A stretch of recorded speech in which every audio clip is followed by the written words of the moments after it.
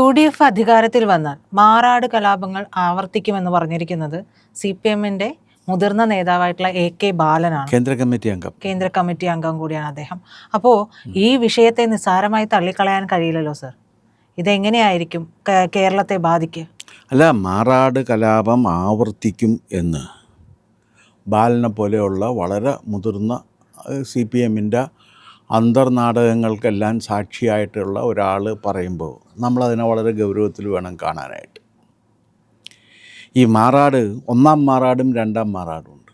അതെ, ഒന്നാം മാറാട് 2002-ലാണ്. അതൊരു ഹിന്ദു മുസ്ലിം സംഘർഷമായിരുന്നു. ഹിന്ദു മുസ്ലിം എന്ന് പറഞ്ഞാൽ ഇതൊരു ഫിഷർ ഫോക്കിൻ്റെ വില്ലേജാണ്. മത്സ്യത്തൊഴിലാളികളാണ് അവിടെ താമസിക്കുന്നത്. ഹിന്ദുക്കളായ മത്സ്യത്തൊഴിലാളികളുമുണ്ട്, മുസ്ലിങ്ങളായ മത്സ്യത്തൊഴിലാളികളുമുണ്ട്. ആ ഏരിയ നോക്കിക്കഴിഞ്ഞാൽ ഈ മൊത്തത്തിലൊരു മുസ്ലിം ആധിപത്യം ഉള്ളൊരു പ്രദേശമാണെങ്കിലും കുറേ ഹിന്ദുക്കൾ അവിടെ ഇങ്ങനെ മത്സ്യത്തൊഴിലാളികളായ അരയന്മാർ അവിടെ ഇങ്ങനെ ഉണ്ട്. അവർ ഈ പലതരത്തിലുള്ള ഭീഷണികളും പ്രലോഭനങ്ങളും ഉണ്ടായിട്ടും അവിടെ വിട്ടുപോകാതെ അവിടെ താമസിക്കുന്നവരാണ്. അപ്പോൾ അതിൻ്റെ ഇങ്ങോട്ട് മാറിയിട്ടൊരു പള്ളിയുണ്ട്, മുസ്ലിം പള്ളിയുണ്ട്. ആ പള്ളിയിലെ വെള്ളിയാഴ്ച പ്രസംഗത്തിലാണ് പലപ്പോഴും എന്താ സംഭവിക്കുന്നത് വെച്ചാൽ ഈ കലാപത്തിനുള്ള ആഹ്വാനം കൊടുക്കുന്നത് ഈ വെള്ളിയാഴ്ച പ്രസംഗങ്ങളിലാണ്. അങ്ങനെ വെള്ളിയാഴ്ച പ്രസംഗങ്ങളിലൂടെ നടന്ന കലാപ ആഹ്വാനങ്ങളെല്ലാം കേട്ടാണ് ഈ 2002 അവിടെ ഒരു ഹിന്ദു മുസ്ലിം സംഘർഷം ഉണ്ടാകുകയും അതിൽ 3-2 എന്ന നിലക്ക് 3 ഹിന്ദുക്കളും 2 മുസ്ലിങ്ങളും മരിക്കുകയും ചെയ്തു. പക്ഷേ അതിനെ വേണ്ടത്ര ഗൗരവത്തോടു കൂടി അന്നത്തെ ഗവൺമെൻറ് പരിഗണിച്ചില്ല. അതിനെ തുടർന്നാണ് രണ്ടാം മാറാട് കലാപം ഉണ്ടാകുന്നത്. രണ്ടാം മാറാട് കലാപം ഉണ്ടായത് 2003 മെയ് 2-ാം തീയതിയാണ്. അടുപ്പിച്ചടുപ്പിച്ചാണ്. അപ്പോൾ ഈ പ്രശ്നം പരിഹരിക്കപ്പെട്ടിട്ടില്ല. അതിന് മുമ്പ് തന്നെ ഈ പ്രശ്നം പരിഹരിക്കുന്നതിൽ ഗവൺമെൻറ്റിൻ്റെ ഭാഗത്തു നിന്ന് വന്ന വീഴ്ചയാണ് ഈ രണ്ടാം മാറാടിലേക്ക് നയിക്കുന്നത്. ആ വീഴ്ചക്കും കാരണമുണ്ട്. രണ്ടാം മാറാടിൽ 8 ഹിന്ദുക്കളെ വെട്ടിക്കൊന്നു. ഈ വെട്ടിക്കൊന്ന അവരെല്ലാം കയറി അഭയം തേടിയതെന്ന് പറഞ്ഞാൽ ഈ മുസ്ലിം പള്ളിയിലാണ്. അവിടെ പോലീസ് ചെന്നിട്ട് ഈ മുസ്ലിം പള്ളി ലോക്ക് ചെയ്ത് കഴിഞ്ഞപ്പോഴേക്കും അന്നത്തെ കേന്ദ്രമന്ത്രിയായിരുന്ന അഹമ്മദ് ഒരു വെള്ളിയാഴ്ച അവിടെ എത്തിയിട്ട് തനിക്ക് തൻ്റെ മതസ്വാതന്ത്ര്യം ഹനിക്കപ്പെടുന്നു എന്ന് പറഞ്ഞിട്ട് ഈ പള്ളി തുറന്ന് അതിനകത്ത് കയറി പ്രാർത്ഥിക്കുകയും അതിനകത്ത് സൂക്ഷിച്ചിരുന്ന ആയുധങ്ങൾ മുഴുവനും അവിടെ നിന്ന് നീക്കം ചെയ്യുകയും ചെയ്തു. അത് വളരെ ആസൂത്രിതമായ ഒരു പണിയായിരുന്നു. അതായത് അതിനു വേണ്ടി തന്നെ ഉണ്ടാക്കിയെടുത്തൊരു പണിയായിരുന്നു. അപ്പോൾ ഇതിങ്ങനെ ഭയങ്കരമായ രീതിയിൽ വന്ന് ഇത് വലിയ സംഘർഷമായിട്ട് മാറും എന്നുള്ള അവസ്ഥ വന്ന് അന്ന് ഭരിക്കുന്നത് ആരാണെന്നറിയാമോ? AK ആൻ്റണിയാണ്.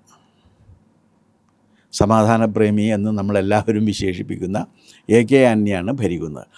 ആൻ്റണിയുടെ ഭരണകാലത്ത് സംഭവിച്ച പ്രധാനപ്പെട്ട ഒരു വൈകല്യമാണ് ഈ മാറാട് കലാപങ്ങൾ. ആ മാറാട് കലാപങ്ങൾ ഒന്നാം മാറാട് കലാപത്തിലെ പ്രതികളെ കണ്ടെത്തുന്നതിനും അവരെ ശിക്ഷിക്കുന്നതിനും വേണ്ട ഒരു ജാഗ്രത ആൻ്റണിയുടെ ഭാഗത്ത് നിന്ന് ഉണ്ടാകാതിരുന്നതാണ് രണ്ടാം മാറാട് കലാപത്തിലേക്ക് അത് എത്താനുള്ള കാരണം. ഇതിൽ അറസ്റ്റ് ചെയ്യപ്പെട്ടിട്ടുള്ളവർ ഈ ഒന്നാം മാറാട് കലാപം കഴിഞ്ഞ സമയത്ത് 213 പേര് അറസ്റ്റ് ചെയ്യപ്പെട്ടു, ഹിന്ദുക്കളും മുസ്ലിങ്ങളുമായിട്ട്. ശിക്ഷിക്കപ്പെട്ടു. അതിൽ കുറച്ച് പേര് ശിക്ഷിക്കപ്പെട്ടു. പിന്നീട് അതൊക്കെ വളരെ വൈകിയാണ് ശിക്ഷിക്കപ്പെടുന്നത്. കാരണം ഇതിങ്ങനെ ഡിലേ ആക്കിയിരുന്നു. അപ്പോൾ ഇത് എന്തുകൊണ്ടാണ് ഈ ഒന്നാം മാറാട് കലാപം കഴിഞ്ഞതിന് ശേഷം രണ്ടാം മാറാട് കലാപത്തിലേക്ക് എത്തിയത് എന്ന് ചോദിച്ചു കഴിഞ്ഞാൽ ഈ 8 പേരെ കൊല്ലുന്നതിന് വേണ്ടി ആസൂത്രിതമായൊരു തീരുമാനം എടുത്ത് നടപ്പിലാക്കുകയാണ് ചെയ്തത്. പക തീർക്കാൻ വേണ്ടി തന്നെ ആസൂത്രിതമായ ഒരു തീരുമാനം എടുത്തിട്ട് നടപ്പിലാക്കുകയാണ് ചെയ്തത്.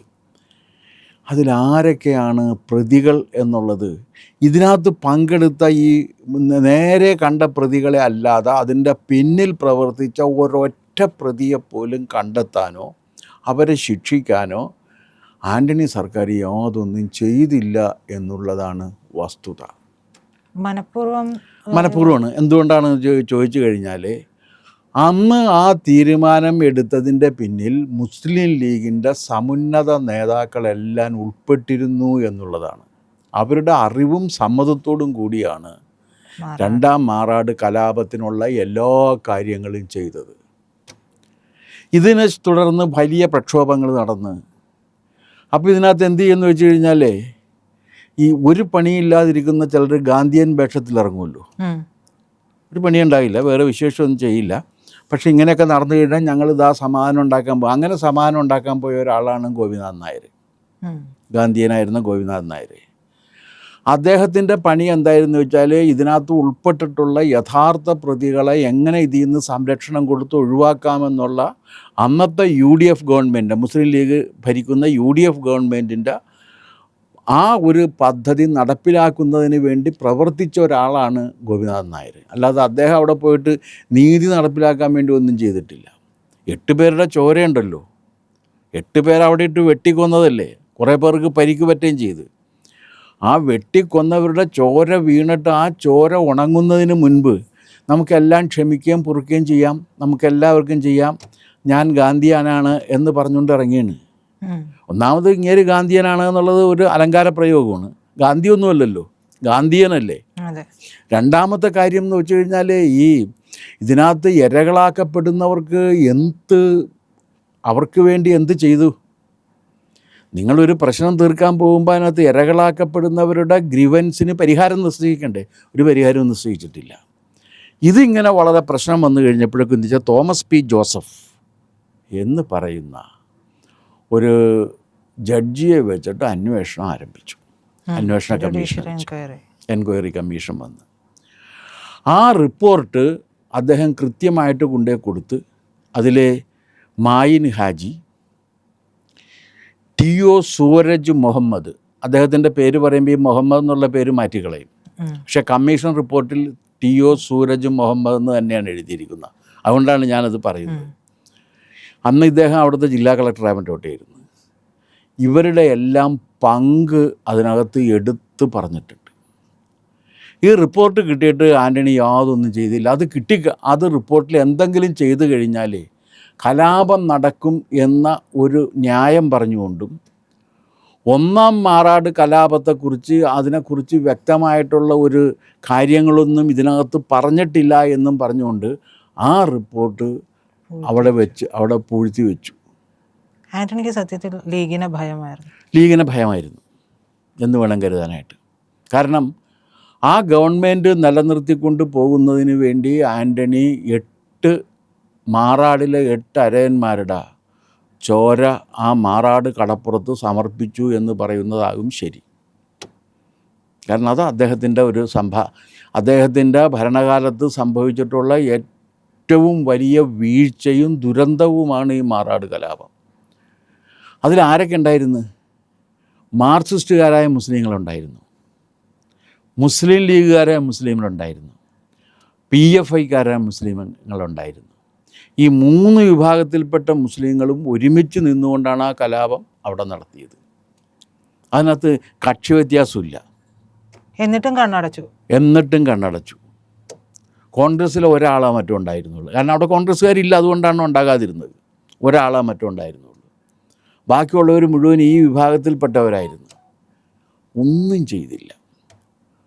ഈ ഒരു പശ്ചാത്തലം കൂടി ഉള്ളതുകൊണ്ടാണ് ബാലൻ ഒരു മുന്നറിയിപ്പ് എന്ന നിലക്ക് UDF അധികാരത്തിൽ വരികയും മുസ്ലിം ലീഗ് അതിനകത്ത് നിർണായകമായ പങ്ക് വഹിക്കുകയും ചെയ്തു കഴിഞ്ഞാൽ കേരളത്തിൽ മാറാടുകൾ ആവർത്തിക്കും എന്ന് പറഞ്ഞത്. ഇപ്പോൾ കഴിഞ്ഞ ദിവസം KT ജലീൽ അദ്ദേഹം പറയുകയുണ്ടായി, ചാല കലാപം മുതൽ മാറാട് കലാപം വരെ ഓർക്കേണ്ടത് ഒരുപാടുണ്ട്, ആരായിരുന്നു ഇതിന് പിന്നിൽ എന്നുള്ളതും നമ്മൾ മറന്നു പോകരുത് എന്ന് ചൂണ്ടിക്കാണിക്കുകയും ചെയ്യുന്നുണ്ട്. അല്ല, ഒരു കാര്യമുള്ളത്, ഈ UDFൻ്റെ ഭരണകാലത്ത് മുസ്ലിം ലീഗ് ഭരണത്തിലുണ്ട് എന്നുണ്ടെങ്കിൽ മുസ്ലിങ്ങളുടെ ഇത്തരത്തിലുള്ള നിയമവിരുദ്ധമായ താല്പര്യങ്ങൾ സംരക്ഷിക്കപ്പെടുകയും ആ നിയമവിരുദ്ധമായ താല്പര്യങ്ങൾ സംരക്ഷിക്കുന്നതിന് വേണ്ടി ഈ ഗവൺമെൻറ് ഇടപെടുകയും ചെയ്യുന്നത് നമുക്ക് സ്വാഭാവികമായിട്ടും കാണാൻ കഴിയുന്നൊരു കാര്യമാണ്. ഇപ്പോൾ മുസ്ലിം ലീഗ് മാത്രമല്ല, വെൽഫെയർ പാർട്ടി, ഒക്കെയുണ്ട്. IUML, അല്ല ഇത് സമസ്ത, ജമാഅത്തെ. അന്ന് ഇതിനകത്ത് അതായത് ഞാൻ പറഞ്ഞില്ലേ, CPM-ലുള്ള മുസ്ലിങ്ങൾ, പിന്നെ മുസ്ലിം ലീഗിലെ മുസ്ലിങ്ങൾ, PFI-യിലെ മുസ്ലിങ്ങൾ, ഇവരെല്ലാവരും ചേർന്നിട്ടാണ്. അപ്പോൾ അവരെ ബന്ധിപ്പിക്കുന്ന ഒറ്റ ഘടകമുള്ളൂ, അതെന്താണ്? മുസ്ലിം എന്ന ഒരു ഐഡൻറ്റിറ്റിയാണ്.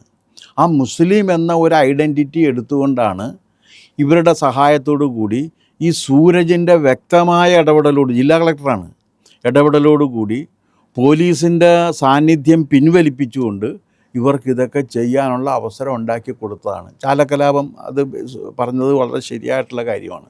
പക്ഷെ അത് പറഞ്ഞത് ആരാണെന്നും കൂടി ഉണ്ടല്ലോ. ജലീലാണ്. അന്ന് ജലീലിന് കൃത്യമായിട്ട് ജലീലിന് അത് കൃത്യമായിട്ട് അറിയാം. ഇത് ഞാൻ ഈ പറഞ്ഞ കാര്യങ്ങളെല്ലാം ഇപ്പം പബ്ലിക് സ്പേസിൽ അവൈലബിൾ ആണ്, പബ്ലിക് ഡൊമൈനിലുണ്ട്. നിങ്ങൾ നോക്കിയാൽ മതി. നിങ്ങൾ വെറുതെ എന്താണ് വിക്കിപീഡിയ എടുത്ത് നോക്കിക്കഴിഞ്ഞാൽ ഈ ഡേറ്റ മുഴുവൻ വിക്കിപീഡിയയിലും ഉണ്ട്, എല്ലാ സോഷ്യൽ മീഡിയ ഗ്രൂപ്പിലും ഇതുണ്ട്. അപ്പോൾ ഇങ്ങനെ ഒരു സംഭവം നടന്നിട്ട് അതിന് പറഞ്ഞൊരു കാര്യം എന്താണെന്ന് വെച്ചാൽ, ഇത് പലരും പിന്നീട് പറഞ്ഞു, പല പാർട്ടിയിൽപ്പെട്ടവരും പറഞ്ഞു അത് ഞാൻ ഇടപെട്ടിട്ടാണ് ഫർദർ കലാപങ്ങൾ ഒഴിവാക്കിയതെന്ന് എല്ലാവരും പറഞ്ഞിട്ടുണ്ട്. പക്ഷെ അപ്പോൾ ഈ കൊല്ലപ്പെട്ടവർക്ക്, ഇരകളാക്കപ്പെട്ടവർക്ക് എവിടെയാണ് നീതി കിട്ടിയേക്കുന്നത്? അവർക്ക് നീതി കിട്ടണ്ടേ? അവർക്കൊരു നീതിയും ആരും കൊടുത്തില്ലല്ലോ. അത് ചെയ്തിരിക്കുന്നത് ഈ ഒരു വിഭാഗത്തിൽപ്പെട്ടവരായതുകൊണ്ട് അവർക്ക് നീതി കിട്ടുമെന്ന് നമുക്ക് പ്രതീക്ഷിക്കാനും നിർത്തില്ല. ബാക്കി കലാപങ്ങളിൽപ്പെട്ടവർക്ക് ഇപ്പോൾ അവിടെ ഡൽഹി കലാപത്തിൽപ്പെട്ടവർക്ക്, ഇവിടെ കലാപത്തിൽപ്പെട്ടവർക്ക് അത് കൊടുക്കണം ഇത് കൊടുക്കണം എന്നൊക്കെ ഇപ്പോൾ പറയുന്നുണ്ടല്ലോ. എന്തേ മാറാട് കലാപത്തിൽപ്പെട്ടവർക്ക് ഇത് കൊടുക്കണമെന്ന് പറയാതിരുന്നത്? ആൻ്റണിക്ക് അതിനകത്ത് ഉത്തരവാദിത്വമില്ലേ? ഇനിയെങ്കിലും ആൻ്റണി അതിൻ്റെ വസ്തുത വെളിവാക്കണം എന്നാണ് എനിക്ക് പറയാനുള്ളത്. അതുകൊണ്ട് ഈ ഒരു കാര്യം ഇദ്ദേഹം പറഞ്ഞിരിക്കുന്നത് നമ്മൾ വളരെ ശ്രദ്ധയോടും ഭീതിയോടും കരുതലോടും കൂടി വേണം കാണാനായിട്ട്.